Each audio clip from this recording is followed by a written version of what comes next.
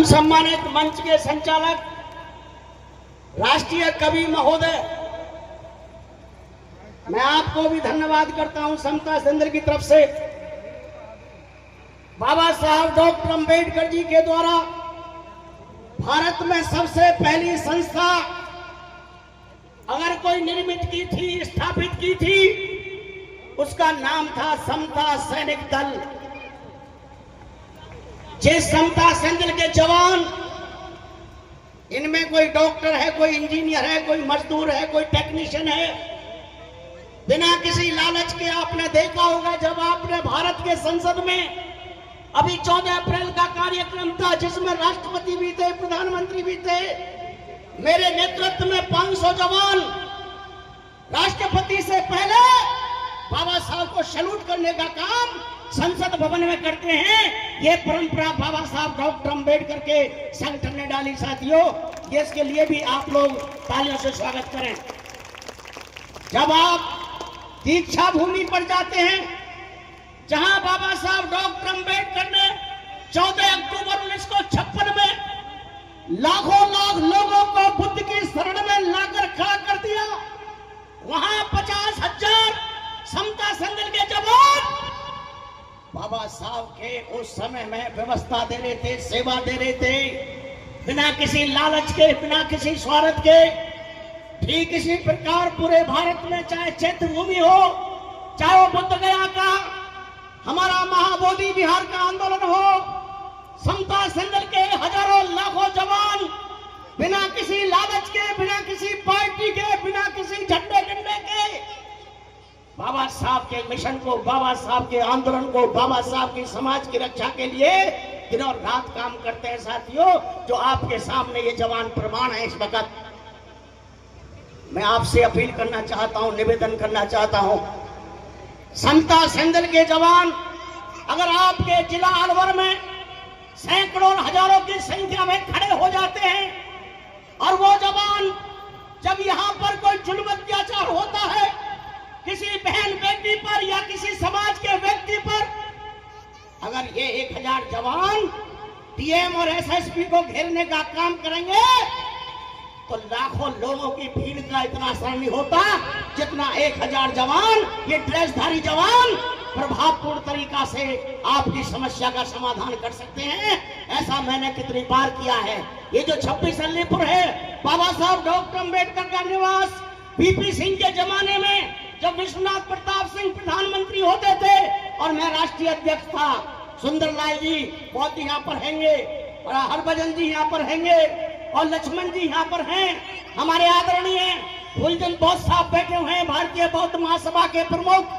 इन तमाम साथियों को पता है हमने ताकत के बल पर एक तरफ वहां राजनेताओं की रैली थी लाल किले के पीछे, दूसरी तरफ मेरे नेतृत्व में 10,000 समता सेंद्र के जवान थे। हमने देवगौड़ा और बीपी सिंह को बोल दिया था, आपने अगर बाबा साहब डॉक्टर अंबेडकर के उस अंतिम स्थान को जो दिल्ली की विधानसभा के सामने 26 अलीपुर के नाम से जाना जाता है, राष्ट्रीय स्मारक नहीं बनाया तो हम आपको सरकार में रहने नहीं देंगे किसी कीमत में। उसका परिणाम हुआ कि उसी सभा में उन्होंने उमेश सिंह गौतम को as a president of the Samta सेंद्र दल मंच पर बुलाया और घोषणा की, रामविलास पासवान और बीपी सिंह ने मिलकर के कि गौतम साहब, समता सेंद्र के हजारों लाखों इस सैनिकों के संघर्ष के बल पर आज हम इसको राष्ट्रीय स्मारक बनाने का घोषणा करते हैं। साथियों, ये मैं इसलिए बता रहा हूँ, आदरणीय राष्ट्रीय कवि महोदय, जिस समाज के अंदर में सामाजिक ताकत नहीं होती, जिस समाज के अंदर में सामाजिक चेतना नहीं होती, जिस समाज के अंदर में सामाजिक बल नहीं होता, न वो राजनीति में ताकतवर होता है, न वो समाज में ताकतवर होता है। बहन बेटियों की बात छोड़िए, उनके राष्ट्रपति तक को भी मंदिर में नहीं घुसने दिया जाता, मंदिर में नहीं घुसने दिया जाता। ये होता है कमजोरी का रिजल्ट। बाबा साहब ने कहा था, ए मेरे समाज के लोगों, मेरे देश के लोगों, अगर आप लोग सामाजिक ताकत के बल पर इकट्ठा नहीं हुए तो किसी भी कीमत पर आप राजनीतिक स्तर से मजबूत नहीं हो सकते। इसलिए बाबा साहब डॉक्टर अंबेडकर ने 1924 में 24 सितंबर को भारत की आजादी के लिए, ये भारत अंग्रेजों का गुलाम था और हम तमाम दलित, पिछड़े, अल्पसंख्यक, महिला, पूरे भारत की गुलामों के गुलाम थे। हम गुलामों के गुलाम थे। भारत अंग्रेजों का गुलाम था और हम गुलामों के भी गुलाम थे। हमारे बाबा साहब आप भारत के आजादी के लिए लंदन में सन 1931-32 को लड़ रहे थे अंग्रेजों से भारत की आजादी के लिए, और गांधी जी से लड़ रहे थे भारत के गरीबों के लिए, दलितों के लिए, उनकी आजादी के लिए गांधी से लड़ रहे थे। यहाँ के जातिवादी, ब्राह्मणवादी सिस्टम से लड़ रहे थे।